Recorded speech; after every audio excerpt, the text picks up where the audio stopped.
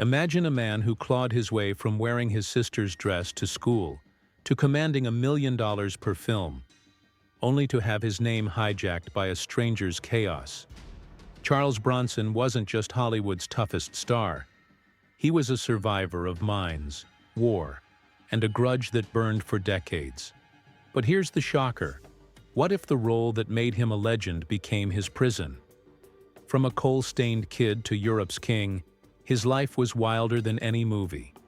Yet a hidden feud and a love that defied the odds shaped him more than fame ever could. Why did one cruel laugh on a film set haunt him for 30 years? Buckle up for a story of grit, heart, and a twist so bizarre it'll leave you speechless. This is Bronson's saga, and you won't believe where it leads. Let's rewind to the 1920s. Charles Dennis Bukinski, yep, that was his name back then, came into the world as the 11th of 15 kids in a Lithuanian immigrant family. They lived in a grimy, cold town in Pennsylvania, where hope was as scarce as cash. At 6, he's trudging to school in a dress because hand-me-downs were all they had. He didn't even speak English, just Lithuanian and Russian, so you can imagine the stares, the whispers. But Bronson? He didn't flinch. Life got darker when his dad passed away at 10. Most kids would have crumbled, but not him. He traded toys for tools and headed into the coal mines, 12-hour shifts, $1 a ton, hauling coal in tunnels so tight you'd feel the walls closing in. His hands blistered, his back screamed, but he kept going, even handing over his own clothes to keep his younger siblings warm. Against all odds, he stuck it out and became the first in his family to grab a high school diploma. That's not just grit. That's steel. War came calling in the 40s, and at 21, Bronson saw his ticket out. He signed up for the Army Air Forces, hopping onto a B-29 bomber as a gunner during World War II. Flying over Japan, he faced real danger, got wounded, earned a Purple Heart, the works. But here's the jaw-dropper. He called it luxury. "I was eating, sleeping well," he said. "Never had it so good." Think about that. A battlefield felt like a step up from home. That's the kind of life he'd lived. When the war wrapped, he bounced through odd jobs until one landed him in a theater company. Not as an actor, mind you, just painting sets. But standing there, soaking in the stage lights, something sparked. He started snagging small roles, and turns out the guy had a quiet power you couldn't teach.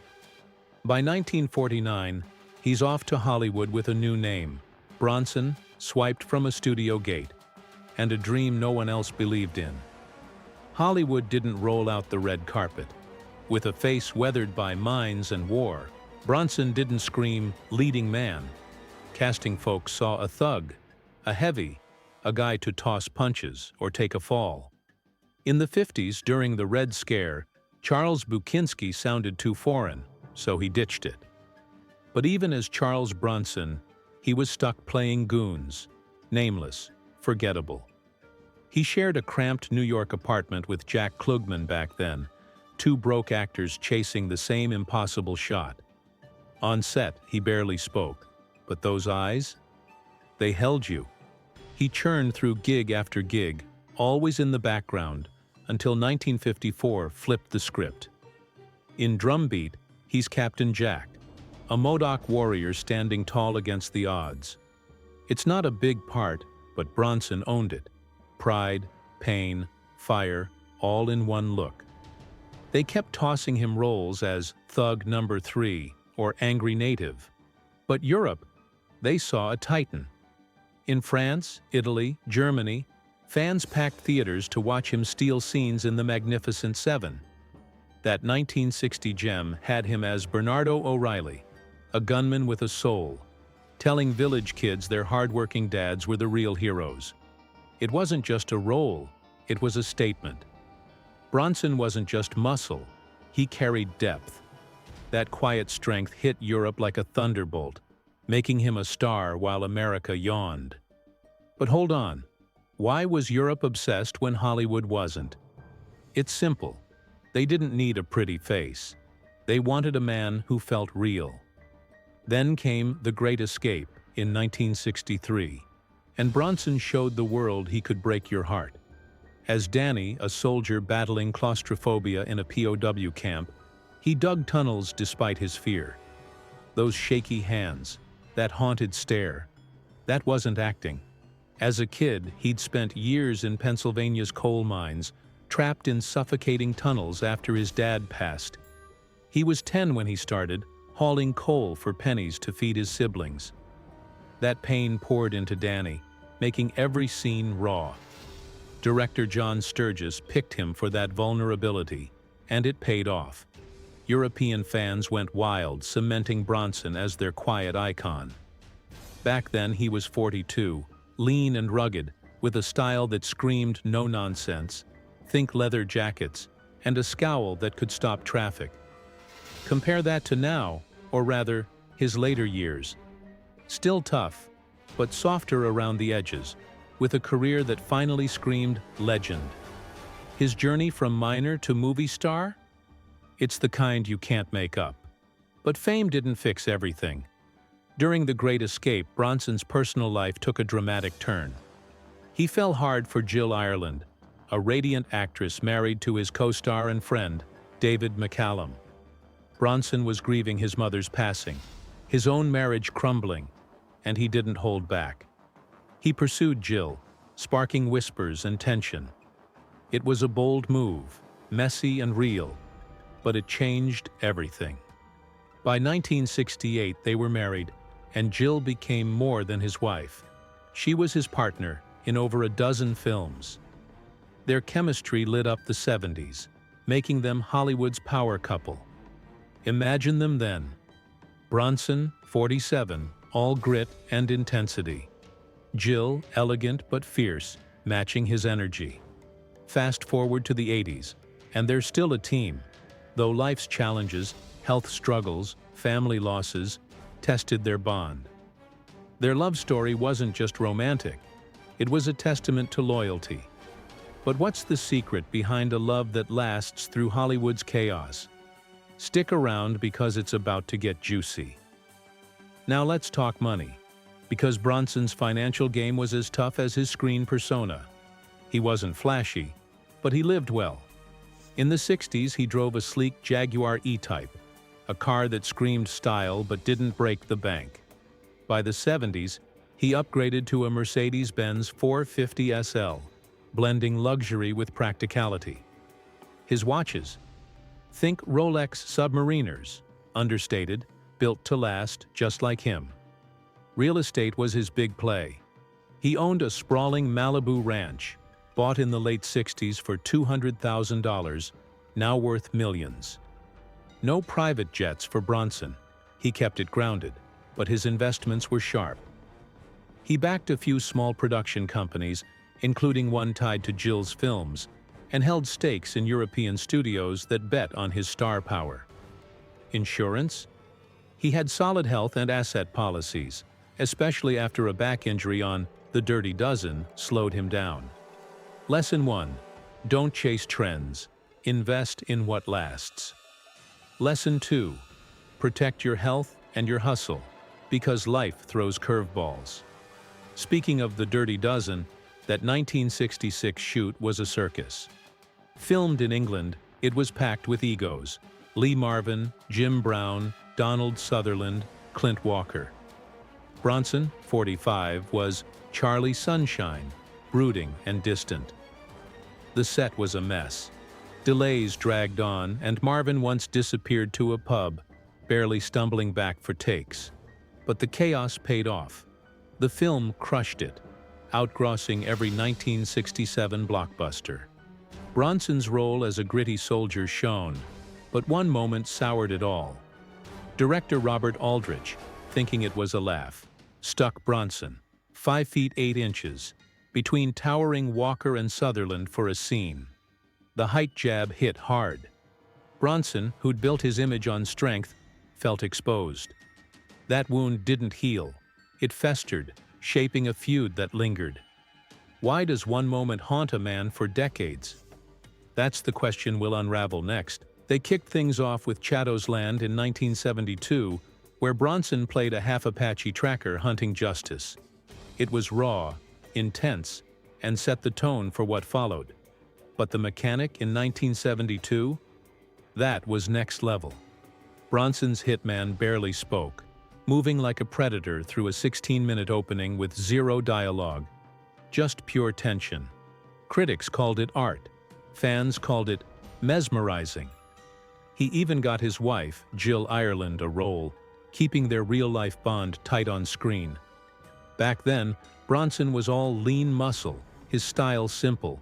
Dark jackets, boots, that unyielding stare.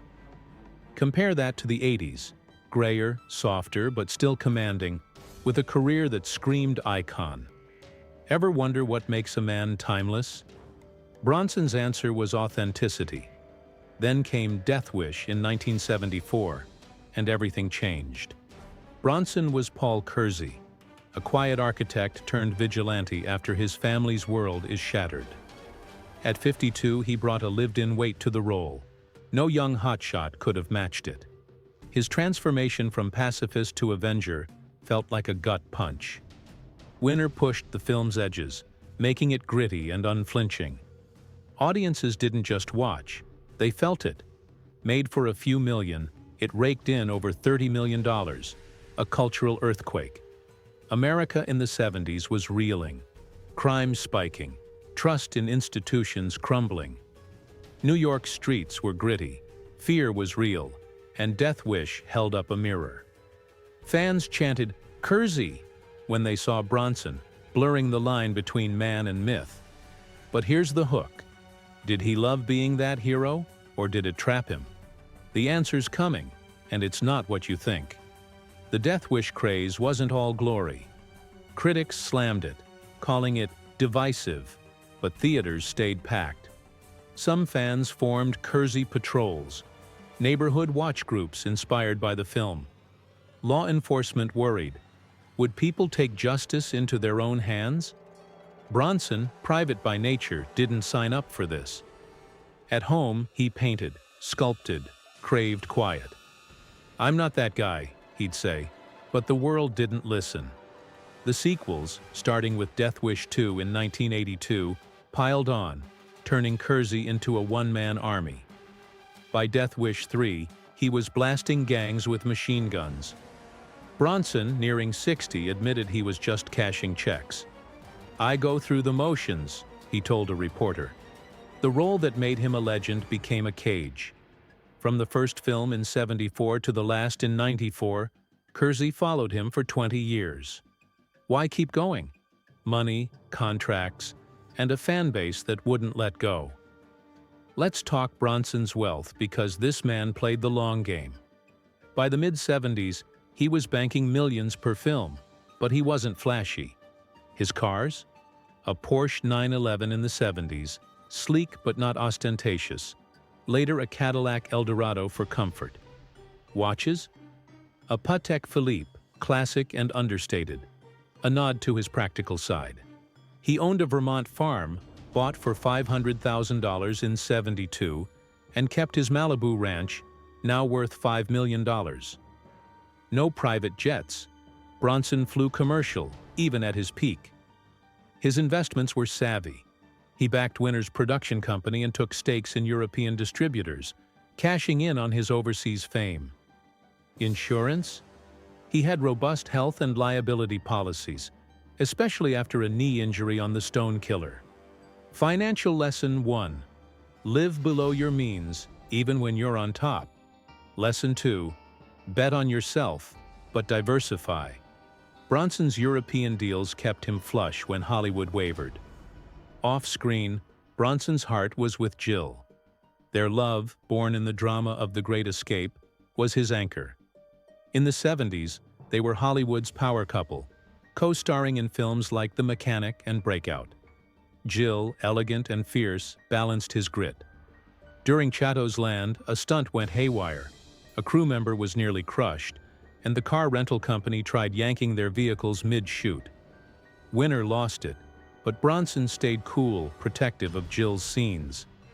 Compare their 70s prime, both in their 50s, unstoppable, to the 80s, when health challenges tested them. By the 60s, hits like The Magnificent Seven brought fame, but their marriage cracked under the strain. By 1965, they parted ways. Harriet later wrote a book, not bitter but honest, painting Bronson as a flawed but devoted dad who painted in his quiet moments. Compare that to his later years. A private man, still creating art, but carrying heavier scars. Ever wonder what it costs to chase a dream? For Bronson, it was love, rebuilt in the most unexpected way. Enter Jill Ireland, the woman who redefined him. In 1963, on The Great Escape set, Bronson, 42 and rugged, met Jill, married to his co-star David McCallum. Sparks flew, messy and bold. By 1968, after both their marriages ended, they wed. Jill wasn't just his wife, she was his rock, co-starring in 15 films from 1970 to 1987. Their life was a whirlwind. A Malibu ranch, a Vermont farmhouse, a Colorado retreat, raising 7 kids, 2 from Bronson, 3 from Jill, 2 adopted. In the 70s, they were Hollywood's power couple. Bronson in leather jackets, Jill radiant and fierce. By the 80s, health struggles and loss dimmed their glow, but their bond held. They lived modestly for stars, hosting family dinners over red carpets. Bronson, shy to a fault, couldn't watch his own films. What's the secret to a love that weathers fame's storm? It's showing up every day, no matter what. The 80s brought heartbreak. In 1984, Jill faced a breast cancer diagnosis. Bronson, the screen's toughest vigilante, stood helpless. Jill fought with grace, writing memoirs, speaking to Congress, inspiring millions. In 1990, she passed at their Malibu home. Bronson, shattered, carried her ashes in a cane, a quiet tribute he kept close. That loss reshaped him. At 69, he was grayer, softer, but still working, driven by her memory. His death wish roles, once electrifying, felt hollow. "I'm just here," he'd say on set. From a miner's kid to a $1 million per film star, his journey was epic, but Jill was his anchor. How do you keep going when your heart's gone? Bronson's answer was work, family, and silence. Financially, Bronson was no spendthrift. His $1 million paychecks in the 70s grew his wealth, but he stayed grounded. He drove a Lincoln Continental in the 80s, practical yet plush, and wore a simple Omega Seamaster, timeless like him. His properties, $5 million Malibu ranch, $1 million Vermont farm, were investments, not trophies. No jets, he flew coach. He backed film ventures, like a stake in Michael Winner's company, and held European distribution deals from his glory days. Insurance? Comprehensive health and asset policies doubled after Jill's illness. Lesson 1. Wealth isn't what you show. It's what you keep. Lesson 2. Plan for the unexpected, because life doesn't warn you. Then came the strangest twist. In 1987, a British criminal, Michael Peterson, took Bronson's name, claiming it for a boxing stunt. Peterson, who'd never seen Bronson's films, became Charles Bronson, Britain's most notorious prisoner. His antics, hostage sieges, rooftop protests, demanding tea and helicopters, made headlines.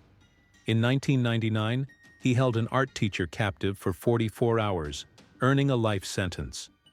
By 2008, Tom Hardy played him in Bronson, a film Peterson loved. The real Bronson, nearing 80, stayed silent, private as ever. In 2014, Peterson switched to Charles Salvador, citing Dolly, but the damage was done. Why would a stranger steal a legend's name? It's a mystery that still lingers. Bronson's legacy is complex. In the 70s, he outgrossed Eastwood, his death wish role a cultural lightning bolt. By the 90s, he was a quieter figure, painting, Raising kids, dodging the spotlight. The prisoner's chaos never touched his truth. Who tells the real story?